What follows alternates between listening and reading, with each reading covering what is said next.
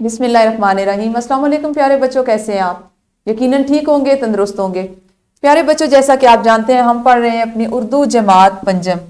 आज हमने इसमें सबक नंबर 1.5 यानी पहले सबक को 5वें हिस्से में मुकम्मल करना है और सबक का उन्वान है जो एक नज़्म है हमद। हमारे आज के सबक में शामिल हासिलाते ताल्लुम कुछ इस तरह से हैं। तस्वीर, खाके और अशकाल देखकर किसी मंजर, वाक्य या ख्याल का दुरुस्त इजहार कर सकें। ये एक ऐसी सरगर्मी है या एक ऐसा असले ताल्लुम है कि जिसको आप आज करेंगे, इस पे आप एक सरगर्मी करेंगे तो आपको अंदाजा होगा कि हमारे बोलने चालने से ज्यादा अगर हम तस्वीर और अशकाल को देख के किसी चीज का दुरुस्त इजहार करें तो उसमें कितनी ज्यादा हमारी सोच कितनी ज्यादा खुलती है, कितना ज्यादा उसमें वुसअत आती है। सबक का इस्लामी नुक्ता नजर कुछ इस तरह से है। हदीस नबी सल्लल्लाहु अलैहि वसल्लम में एक शख्स ने नबी करीम सल्लल्लाहु अलैहि वसल्लम से पूछा कि आप मुझे कोई ऐसा अमल बताइए जो मुझे जन्नत में ले जाए। सुनो, अल्लाह की इबादत करो और इसका कोई शरीक ना ठहराओ, नमाज कायम करो, ज़कात दो और सिला रहमी करो। सही बुखारी की ये हदीस है जिसमें नबी अकरम सल्लल्लाहु अलैहि वसल्लम ने फरमाया है कि हमें अल्लाह ताला, अगर हम जन्नत में जाना चाहते हैं, हम ये चाहते हैं कि अल्लाह ताला हमें जन्नत में भेजें। वैसे तो ये हमारा ईमान है कि इंशाअल्लाह हमारे नबी सल्लल्लाहु अलैहि वसल्लम हमारी शफात फरमाएंगे और जो हम यहाँ काम कर रहे हैं उनका हमारी वो बख्शिश का बायस बनेंगे, वो हमें अल्लाह से हमारी बख्शिश करवाएंगे। लेकिन हमें अपने अमाल भी ऐसे रखने चाहिए कि हम अपने नबी अकरम सल्लल्लाहु अलैहि वसल्लम को रोज़े महशर उनके लिए किसी परेशानी नौज़बिल्ला या किसी उसका बायस ना बने। तो हमें चाहिए कि अगर हम ये चाहते हैं कि हमारी इस दुनिया के साथ साथ अगला जहान जो हमेशा रहने वाला है उसमें बेहतरी आए, तो हमें चाहिए कि हम अल्लाह की इबादत करें, उसका किसी को शरीक ना ठहराएं, नमाज कायम करें, ज़कात दें और सिला रहमी करें। ये वो बात है जिसको हमें अपनी अमली ज़िंदगी में भी इसी तरह से करना चाहिए। हम करेंगे दोहराई और दोहराई में आपके पास एक पैराग्राफ है, आपने इसको पढ़ना है। वीडियो को रोकें, इस पैराग्राफ को पढ़ें और आपकी मुअल्लिमा आपसे या तो सवालात पूछेंगी, वरना आपने इसके जितने अहम निकात जो आपको समझ में आए वो उनको बताने हैं फर्दन फर्दन। तो शाबाश, वीडियो को रोकिए और जल्दी से इसको दोहराएं और इस अहम निकात का जो एक पहलू है उसको दोबारा से ताज़ा करें। जी, तो यकीनन दोहराई तो आप लोगों ने कर ली होगी। प्यारे बच्चों, आपको सामने एक बहुत खूबसूरत तस्वीर दिखाई दे रही है। क्या आप ये तस्वीर देख रहे हैं? जी, आपने क्या करना है कि इस तस्वीर पे हर बच्चे ने कम से कम 3 जुमले जरूर बोलने हैं। हर बच्चा इनफरादी तौर पर इस तस्वीर को बयान करने के लिए 3 जुमले बोले। वीडियो को रोकिए और जल्दी से इस तस्वीर को बयान करने के लिए 3 जुमले अपनी मुअल्लिमा को बताइए।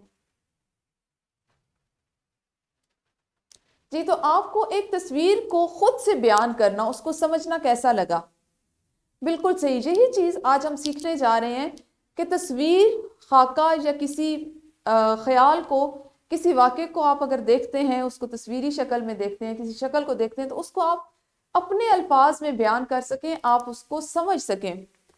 प्यारे बच्चों, आप ये जानते हैं कि हमेशा से तस्वीर जो होती है वो तहरीर से ज़्यादा पुरअसर होती है, ज़्यादा मुअस्सर होती है। तस्वीर के जो पैगाम होते हैं वो अल्फाज से ज़्यादा असर रखते हैं, उनकी ज़्यादा तासीर होती है। आपने आम तौर पे अपनी रोज़मर्रा ज़िंदगी में देखा होगा, हम सड़क पे जा रहे होते हैं तो मुख्तलिफ तस्वीर के बैनर्स या पोस्टर्स लगे हुए होते हैं। उनका क्या मकसद होता है कि एक बहुत बड़ा पैगाम एक मुख्तसर सी तस्वीर में दे दिया जाता है, बजाय इसके कि कोई बंदा 10 जुमलों में, 15 जुमलों में अपना मुद्दा बयान करे, सुनने वाला उसका दिल चाहे तो सुने वरना ना गौर करे। तस्वीर एक ऐसी चीज़ है कि जिसको आप देखते हैं तो आप उस पैगाम तक पहुंच जाते हैं। तस्वीर में ये असर है, इतनी वो पुरअसर होती है कि वो आपकी तवज्जो अपनी तरफ खींच लेती है। जैसे आपको यहाँ मुख्तलिफ तस्वीर दिखाई दे रही हैं। अब ये वो तस्वीर हैं कि जिनको आप एक एक तस्वीर को देख के उसमें पोशीदा पैगाम को बयान कर सकते हैं, समझ सकते हैं। तस्वीर के जरिए पैगाम या अपनी बात को दूसरों तक पहुंचाने का क्या फ़ायदा होता है? या आप अगर तस्वीर देखें और आप उसको बयान करें तो आप में आपकी खुद एतमादी में इजाफा होता है, आपके ज़ख़ीरा अल्फाज में इजाफा होता है, आप मरबूत और रब्त वाले जुमले बना सकते हैं और आप अपने ख्यालात का, जो एक तस्वीर को देख के आपके जो ख्यालात हैं उसका इजहार कर सकते हैं, दूसरों के ख्यालात से वाकिफ हो सकते हैं। तो प्यारे बच्चों, आप इन तस्वीर को गौर से देखें और इनमें मौजूद पैगामात जो हैं वो एक एक करके اپنی معلمہ کو بتائیں۔ ایک تو آپ نے اس کو ابھی یہ کرنا ہے، ایک آپ کے پاس اور سرگرمی کچھ اس طرح سے ہے کہ ان میں سے ہر بچہ آپ اپنے معلم یا معلمہ کے ساتھ مل کر ایک چارٹ پر تصویری پیغام بنائے۔ پہلے تو آپ نے یہ کرنا ہے، جو تصاویر آپ کو دکھائی ہیں ہر تصویر کو آپ نے بیان کرنا ہے کہ اس میں کیا کہا گیا ہے، اور پھر آپ نے ان تصاویر کو ذہن میں رکھتے ہوئے، ان کے پیغامات کو ذہن میں رکھتے ہوئے آپ نے ایک ایک تصویری پیغام بنانا ہے۔ جیسے کھیل کے میدان کو گندا نہ کریں، آپ نے ایک تصویر اس کی بنانی ہے کہ آپ کہیں پہ یہ لگانا چاہ رہے ہیں، کھیل کے میدان میں آپ ایک پوسٹر لگانا چاہ رہے ہیں اور پیغام آپ یہ دینا چاہ رہے ہیں کہ اس میدان کو گندا نہ کریں، تو اس کے لیے آپ کیا تصویر بنائیں گے؟ ایک ایک کمرہ جماعت میں جاتے ہوئے قطار بنائیں اور بیت الخلاء کو اچھے طریقے سے استعمال کریں۔ ان 3 موضوعات پر یا ان 3 چیزوں کے لیے آپ نے تصاویر بنانی ہے، تصاویر میں ان کو بیان کرنا ہے۔ اس سرگرمی کو کرنے کے لیے ویڈیو کو روکیں اور جلدی سے انفرادی سرگرمی کریں۔ جی یقیناً آپ لوگوں نے یہ انفرادی سرگرمی کر لی ہوگی۔ اب ہم کریں گے ایک گروہی سرگرمی۔ سرگرمی کچھ اس طرح سے ہے کہ بچے 2 گروہوں میں کام کریں اور ہر گروہ اپنا الگ چارٹ بنائے، ٹھیک ہے؟ پوری جماعت کو 2 گروہوں میں تقسیم کر لیں، اور آپ نے کرنا اس طرح سے کہ اللہ تعالیٰ کی بنائی گئی کن صفات کا حمد میں ذکر کیا گیا ہے وہ چارٹ پر اس کا جدول بنانا ہے، ٹھیک ہے؟ جن صفات کا ذکر کیا گیا، پہلے 4 اشعار اس کو ایک گروہ کر لے اور اگلے 4 اشعار کو دوسرا گروہ کر لے۔ تو اس طرح آپ اس کو ابھی گروہ کی صورت میں جماعت میں مکمل کریں۔ اس کے بعد آپ نے مشق کرنی ہے، اور مشق میں آپ کے پاس آج جو سوال ہے وہ سوال نمبر 6 ہے، آپ کی درسی کتاب میں بھی موجود ہے۔ اس کو آپ نے ابھی کرنا ہے کہ تصویر دیکھ کر بتائیں کہ نظم میں سے کون سا شعر اس منظر کے مطابق ہے۔ اس تصویر کو ذہن میں رکھیں، اس کو دیکھیں اور نظم پر ہم پر غور کریں کہ کون سے اشعار سے مطابقت رکھتی ہیں یہ تصاویر۔ یہی ہمارا آج کا مقصد تدریس ہے کہ آپ تصاویر کو دیکھ کر ان کو بیان کر سکیں۔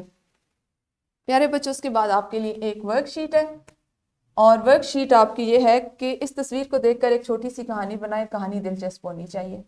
تصویر آپ کو دی گئی ہے اور اس کی مطابقت سے آپ نے ایک کہانی لکھ کر لانی ہے۔ یہ بھی آپ کا گھر کا کام ہے، ورک شیٹ۔ اس کے علاوہ جو آپ کا آج کا گھر کا کام ہے وہ کچھ اس طرح سے ہے کہ اکبر الہ آبادی کی کوئی اور ہم تلاش کریں اور اس کو خوشخط انداز میں تحریر کریں اور جماعت میں سنائیں۔ جو حمد آپ نے پڑھی وہ بھی اکبر الہ آبادی کی تھی، اس سے ہٹ کر آپ نے کوئی اور حمد تلاش کرنی ہے، اس کو لکھنا ہے اور پھر جماعت میں اس کو لے اور آہنگ سے سنانا بھی ہے۔ تو یہ تھا ہمارا آج کا گھر کا کام اور ایک ورک شیٹ۔ آج آپ نے تصاویر کے ذریعے، خاکوں اور اشکال کے ذریعے اپنے جذبات کا اظہار کرنا، ان کو الفاظ میں بیان کرنا اور دوسروں تک پہنچانا سیکھا۔ کل انشاءاللہ اپنے سبق کے اگلے حصے کے ساتھ ملیں گے، اس وقت تک اپنا خیال رکھیں۔ اللہ حافظ، شکریہ۔